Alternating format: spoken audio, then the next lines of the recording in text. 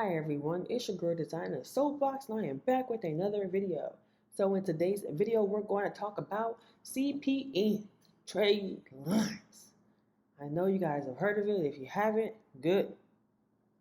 It's very good that you haven't heard of it. I'm going to tell you why it's very good that you haven't heard of it until now.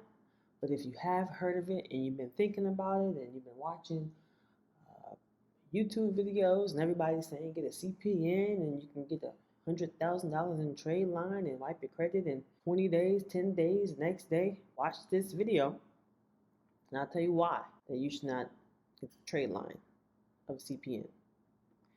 What is a CPN? Okay, this is for everyone that does not know what a CPN is. A credit privacy number, such as CPN, is supposedly a 9-digit identifying number that you can use instead of your social security number to protect your privacy on credit documents. Okay, so this is supposed to replace your social security number. I feel like, what? Is that even possible? Well, accordingly, people are doing it. CPNs are referred to as a secondary credit number or a social security number, okay? Others may call it, here we go, credit profile numbers, okay? Credit profile numbers, okay? CPN as well.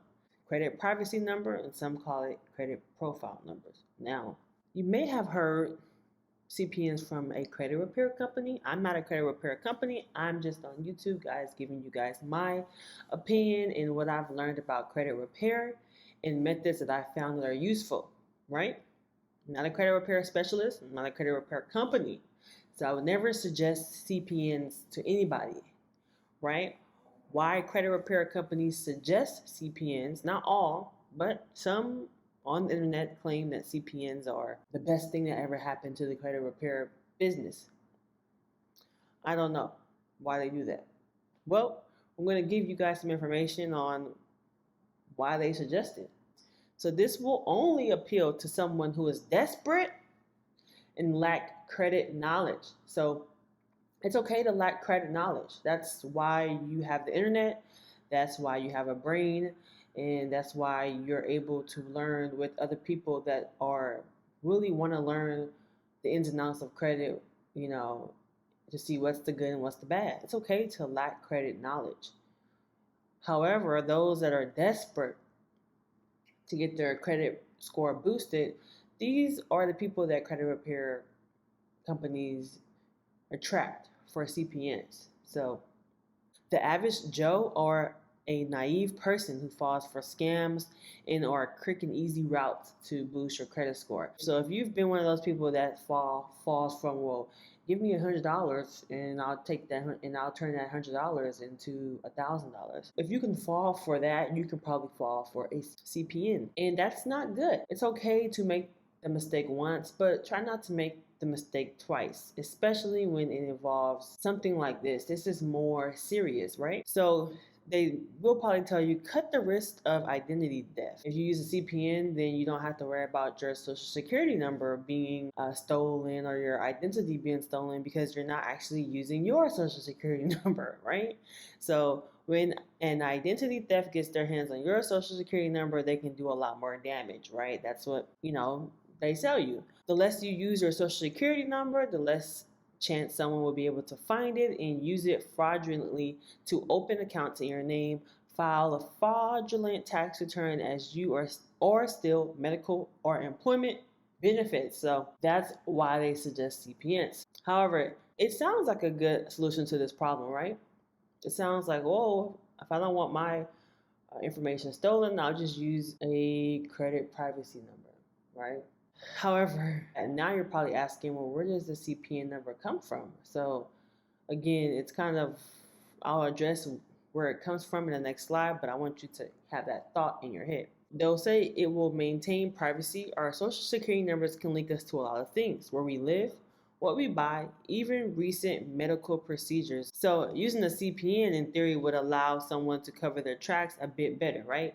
So if you don't want the government to know exactly what you're doing all the time, a CPN is something that can kind of make you invisible, right? However, if you use a CPN, you're going to be very invisible in that jail cell. Okay, so we'll get to that later. The credit repair companies. So this is how the credit repair companies get CPNs. The credit repair company purchased a alibi dormant social security number to pass off as a CPN number. It may have been the social security of someone who died or perhaps belonged to a child.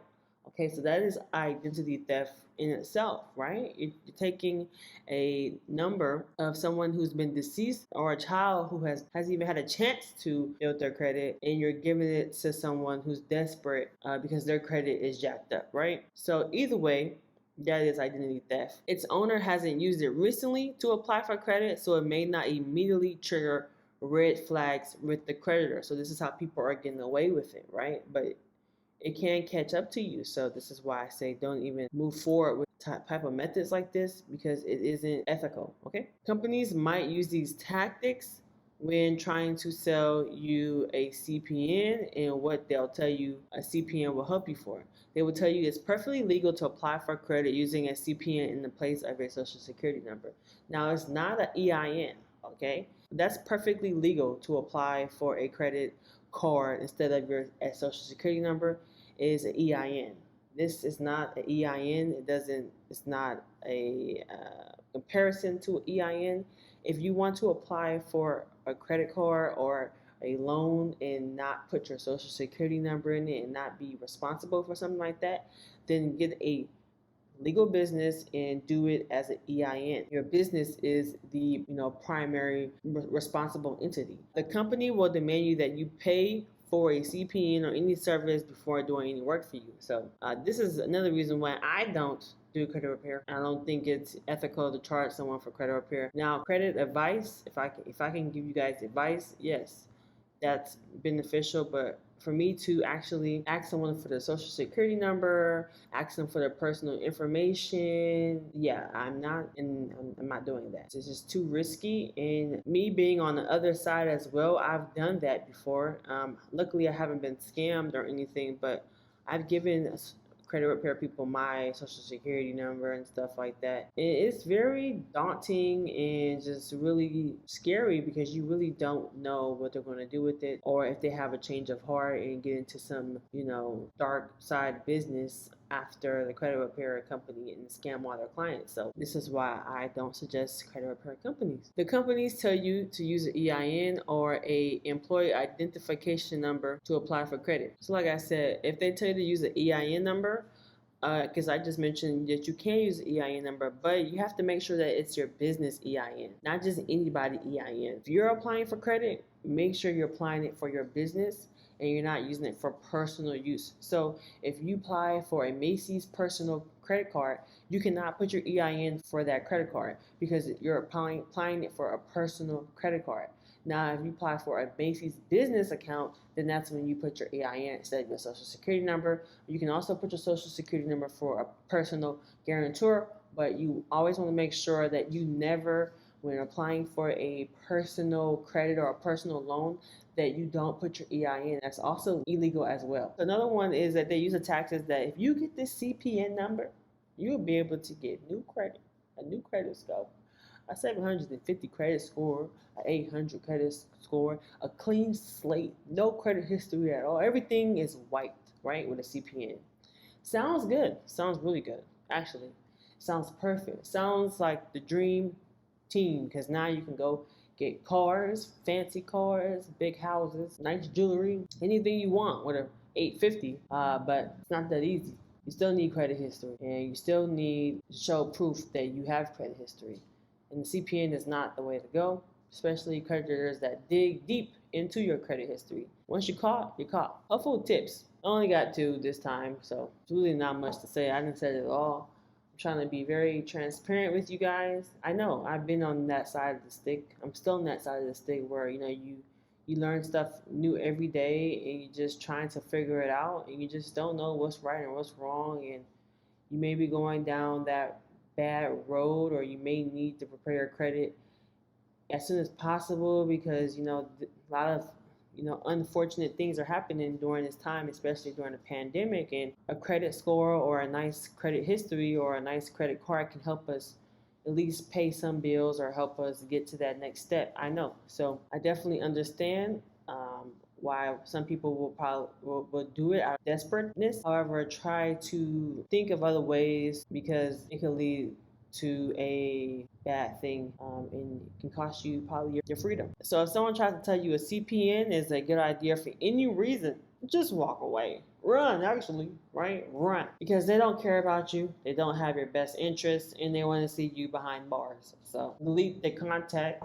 block them, whatever, just don't even look their way. Not all trade lines are good for your credit and it can risk your freedom. This includes a CPN number. Hey, have you heard about the Charge Off and Collection Express Removal Guide that I have available? A step-by-step guide to remove negative charge-offs and collections from your credit report rapidly. These steps are easy and you don't need a credit repair company to do this.